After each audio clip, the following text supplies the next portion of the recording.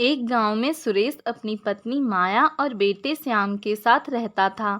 सुरेश बहुत ही गरीब था, इसलिए वह दूसरों के खेतों पर काम किया करता था। एक साधु सुरेश को हमेशा अच्छी राह पर चलने की सीख दिया करते थे। सुरेश उन्हें अपना गुरु मानता था। एक दिन साधु महाराज सुरेश के घर आते हैं। सुरेश साधु महाराज की बहुत अच्छे से सेवा करता है। इससे खुश होकर साधु महाराज सुरेश से कहते हैं, सुरेश, यह कुछ मिर्च के बीज हैं। इसे तुम अपने घर के आंगन में बो देना, जिससे तुम्हारा घर सुख समृद्धि से भरा रहेगा। ठीक है गुरुजी, जैसा आप कहें। साधु महाराज के जाने के बाद सुरेश उन मिर्च के बीजों को आंगन में बो देता है। तभी माया आती है और राजेश से कहती है, आपने गुरुजी की इतनी सेवा की, मुझे लगा वो हमें कोई अच्छा सा आशीर्वाद देंगे, पर उन्होंने क्या दिया? ये मिर्च के बीज। इन मिर्च के बीजों से क्या होगा भला? क्या इनसे हमारी गरीबी दूर होगी? माया, तुम चिंता मत करो। अगर गुरुजी ने हमें मिर्च के बीज दिए हैं तो जरूर इसमें कोई अच्छी बात ही होगी। भला इसमें क्या अच्छी बात हो सकती है? मिर्च के पेड़ से तो मिर्च ही उगेंगे, कोई पैसे तो उगेंगे नहीं। ठीक है, तुम जानो और तुम्हारे गुरुजी जाने, मैं चली अपना काम करने। यह कहकर माया वहां से चली जाती है। तभी उसका बेटा श्याम आता है और सुरेश से कहता है, पापा पापा, क्या अब हमारे आंगन में मिर्चियाँ लगा करेंगी? हाँ बेटा, गुरुजी ने हमें मिर्च के बीज दिए थे, वह मैंने आंगन में बो दिए हैं। अब जब यह पेड़ बनकर बड़े हो जाएंगे तो हमारे घर पर मिर्चियाँ लगा करेंगी। यह सुनकर श्याम बहुत खुश हो जाता है और खेलने चला जाता है। सुरेश भी काम पर चला जाता है। शाम को माया कुएं से पानी लेकर घर को लौट रही थी। तभी वहीं पर माया की पड़ोसन राधा माया से कहती है, अरे माया, तू तो कह रही थी तेरे घर पर साधु महाराज आकर तुझे आशीर्वाद देंगे, जिससे तू बहुत अमीर हो जाएगी। पर मैंने सुना है कि साधु महाराज तुम्हारे पति को मिर्च के बीज देकर गए हैं। तो क्या मिर्च के पेड़ पर पैसे लगने वाले हैं? बेचारी, साधु महाराज ने तो तेरे अमीर बनने के सपनों पर पानी ही फेर दिया। माया राधा के ताने सुन निराश होकर घर आ जाती है। माया को गुस्से में देख सुरेश कहता है, क्या हुआ? इतनी गुस्से में क्यों हो? सब आपकी वजह से। अगर आप साधु महाराज से कोई ऐसा वरदान मांगते जिससे हमारी गरीबी दूर होती, तो आज गांव के लोग हम पे हंसते नहीं कि साधु महाराज हमें सिर्फ मिर्च के बीज देकर गए हैं। माया, तुम लोगों की बातें मत सुना करो, ना ही उनकी बातों पर ध्यान दिया करो। मुझे अपने गुरुजी पर पूरा विश्वास है। वो जो भी करते हैं अच्छे के लिए ही करते हैं।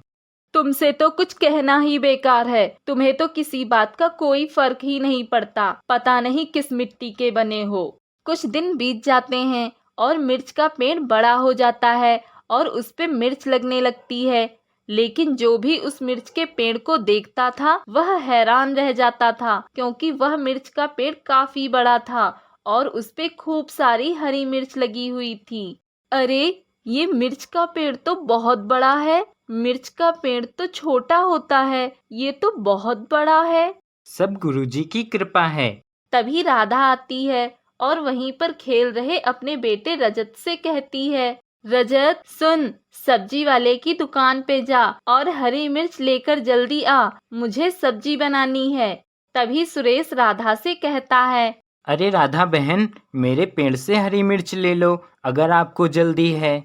नहीं भाई साहब, मैं दुकान से हरी मिर्च खरीद लूंगी, मेरे लिए वही ठीक है। आपका मिर्च का पेड़ देखो कितना बड़ा है। ऐसा भी कोई मिर्च का पेड़ होता है क्या? पता नहीं साधु ने आपको कौन से मिर्च के बीज दिए थे।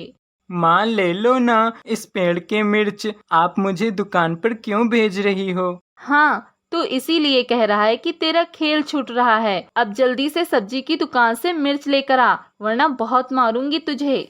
राधा की ऐसी बातों से माया गुस्से से कहती है, ए राधा, अगर तुझे मेरे पेड़ से हरी मिर्च नहीं लेनी तो मत ले, पर इस तरह हमारे गुरुजी या पेड़ के बारे में कुछ भी कहा तो अच्छा नहीं होगा, समझी? अब मैं इस पेड़ से मिर्च तोड़कर सब्जी में डालूंगी और तुझे दिखाऊंगी। ये कहकर माया जैसे ही मिर्च के पेड़ से हरी मिर्च तोड़ती है तो वह मिर्च रुपए बन जाते हैं। ये देखकर सभी हैरान हो जाते हैं। मम्मी, ये मिर्च तो पैसे बन गए। तभी माया फिर से पेड़ से एक और मिर्च तोड़ती है और तुरंत ही फिर से मिर्च पैसे बन जाते हैं। यह देख सुरेश कहता है, देखा, मैंने कहा था ना, गुरुजी कभी कुछ गलत नहीं करते। वो जो करते हैं अच्छे के लिए ही करते हैं। हाँ, आपने बिल्कुल सही कहा। मुझे माफ कर दीजिए, अनजाने में मैंने आपको बहुत बुरा भला कहा। तभी माया राधा से कहती है, देखा राधा, मैंने तुझसे कहा था ना कि गुरुजी हमें अच्छा आशीर्वाद देकर ही जाएंगे। अब हमारे पास किसी चीज की कोई कमी नहीं होगी। राधा को उन लोगों से जलन होने लगती है और राधा वहां से अपने घर आ जाती है। ये माया के मिर्च के पेड़ से मिर्च तोड़ने पर पैसे कैसे बन जाते हैं? अब तो ये लोग बहुत अमीर हो जाएंगे। नहीं नहीं, मैं ऐसा नहीं होने दूंगी। मैं आज रात उस मिर्च के पेड़ से सारी मिर्च तोड़ लूंगी और मेरे पास बहुत सारे पैसे हो जाएंगे। फिर मैं उस मिर्च के पेड़ को काट दूंगी। राधा रात को कुल्हाड़ी लेकर चुपके से मिर्च के पेड़ के पास आती है और जैसे ही मिर्च के पेड़ पर कुल्हाड़ी मारती है, तुरंत वहां पर साधु महाराज प्रकट हो जाते हैं और गुस्से में कहते हैं, दुष्ट औरत, तू इस मिर्च के पेड़ को क्यों काट रही है? साधु को गुस्से में देख राधा डर जाती है और डरते हुए कहती है, साधु महाराज, माफ कर दीजिए, मुझे माफ कर दीजिए साधु महाराज। साधु और राधा की आवाज सुनकर सुरेश और माया भी वहां आ जाते हैं। गुरुजी, आप यहाँ इस वक्त? और राधा, तुम यहाँ क्या कर रही हो इस समय? और तुम्हारे हाथ में ये कुल्हाड़ी क्यों है? ये दुष्ट औरत इस समय इस जादुई पेड़ को नष्ट करने आई थी। तभी राधा शर्मसार होकर कहती है, मैं आप सबसे माफी मांगती हूँ, हो सके तो मुझे माफ कर दीजिए। मैं जलन और लालच में अंधी हो गई थी। तभी सुरेश कहता है, गुरुजी, इन्हें माफ कर दीजिए, इन्हें अपनी गलती का एहसास हो गया है। और साधु राधा को माफ कर देते हैं। एक गांव में मुकेश अपनी पत्नी सीमा के साथ रहता था।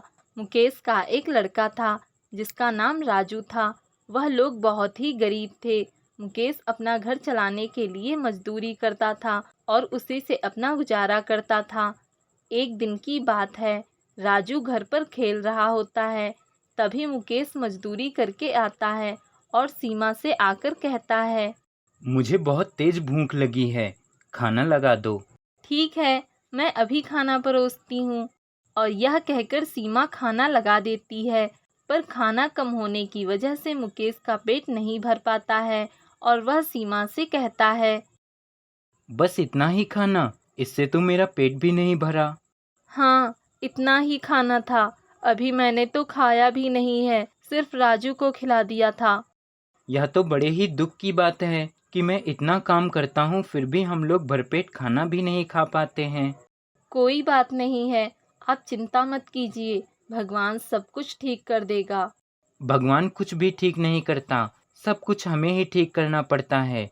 यदि हम चाहेंगे तभी कुछ ठीक होगा। वैसे मैंने राजेश के मुंह से सुना था कि गांव के पास एक जादुई सोने की गुफा है जहां पर बहुत सारा सोना है। अगर वह जादुई गुफा मुझे पता लग जाए तो हम अमीर बन सकते हैं। क्या आपने उस गुफा को देखा है? मैंने भी उस गुफा के बारे में सुना है, पर अभी तक उस गुफा के पास कोई भी नहीं पहुंच पाया है। हाँ, मुझे पता है कि उस सोने की गुफा के पास अभी तक कोई नहीं पहुंच पाया है, पर फिर भी मैं उस गुफा को ढूंढने की कोशिश करूंगा, क्योंकि यदि उस सोने की गुफा को मैंने ढूंढ लिया तो हम लोग अमीर हो जाएंगे और हमारी गरीबी भी दूर हो जाएगी। कह तो आप ठीक ही रहे हैं, पर वह गुफा मिलेगी कहाँ पर? और आप वहां अकेले ही जाएंगे? नहीं, मैं अकेला नहीं जाऊंगा, मैं राजेश के साथ जाऊंगा, क्योंकि राजेश भी अपनी गरीबी से बहुत ज्यादा परेशान है। और इसके बाद मुकेश राजेश के घर के लिए निकल जाता है।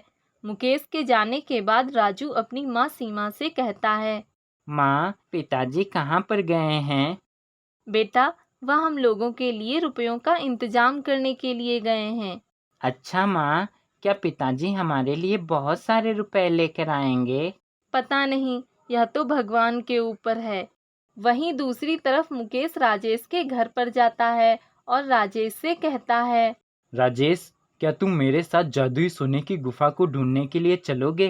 क्यों मुकेश, क्या हो गया? तुम उस जादुई सोने की गुफा को क्यों ढूंढना चाहते हो?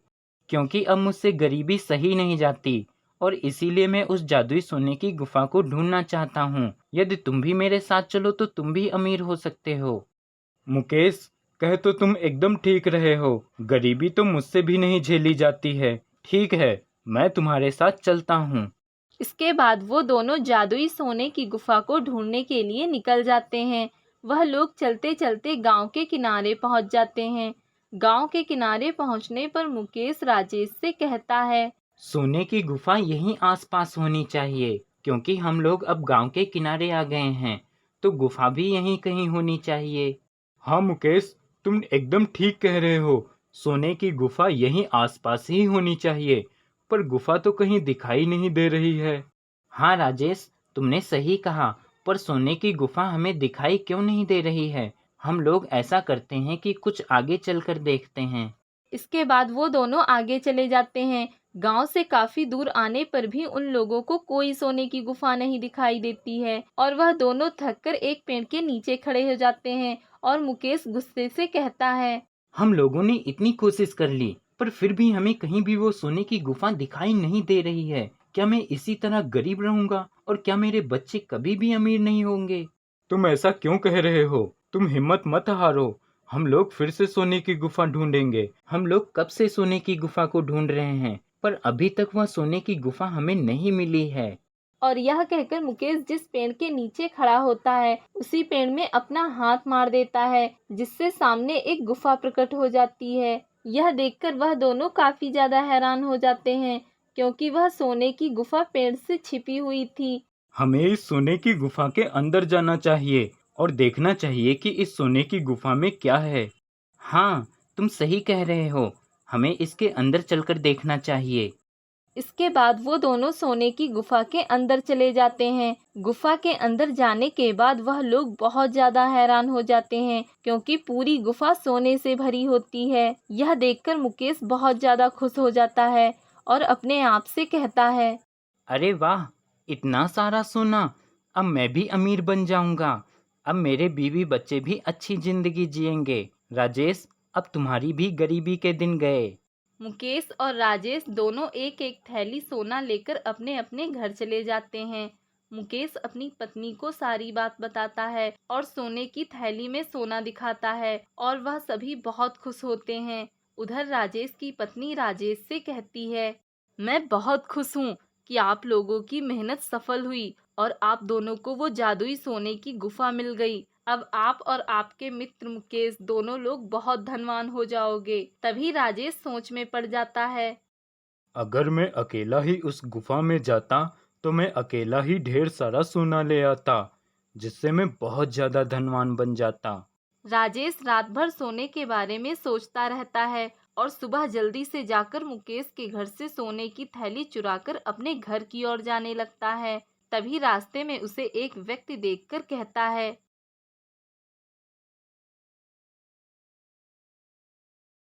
ये राजेश इतनी सुबह सुबह थैले में क्या लेकर जा रहा है? जरूर इसमें कोई कीमती सामान है। अब तो इसे चुराना ही पड़ेगा। वैसे भी काफी दिनों से कोई लंबा हाथ नहीं मारा है। अगले दिन वही चोर रात को राजेश के घर से सोने की थैली चुराकर भाग जाता है और एक पेड़ के नीचे आराम करने लगता है। तभी वहां एक कौवा आकर वह थैली अपने मुंह में दबाकर उड़ा ले जाता है और एक घर के पास पेड़ पर बैठ जाता है। कौवे के मुंह में थैली देखकर उस पे एक कुत्ता भौंकने लगता है और कौवे के मुंह से वह थैली छूटकर नीचे गिर जाती है और कौवा उड़ जाता है। थोड़ी देर बाद मुकेश की पत्नी घर से बाहर आती है और वह वही थैली देखकर मुकेश को आवाज लगाती है। तभी मुकेश आकर देखता है कि वह उसकी ही सोने की थैली है, जिसमें अब पहले से 2 गुना सोना रखा हुआ है। यह देखकर वह दोनों बहुत खुश होते हैं और राजेश अपने किए पर बहुत पछतावा करता है। हे भगवान, मैंने अपने ही मित्र के साथ धोखा किया। मैंने उसका हिस्सा भी हड़पना चाहा और मेरे साथ ही क्या हो गया? मेरा खुद का हिस्सा ही मेरे हाथ ना लगा।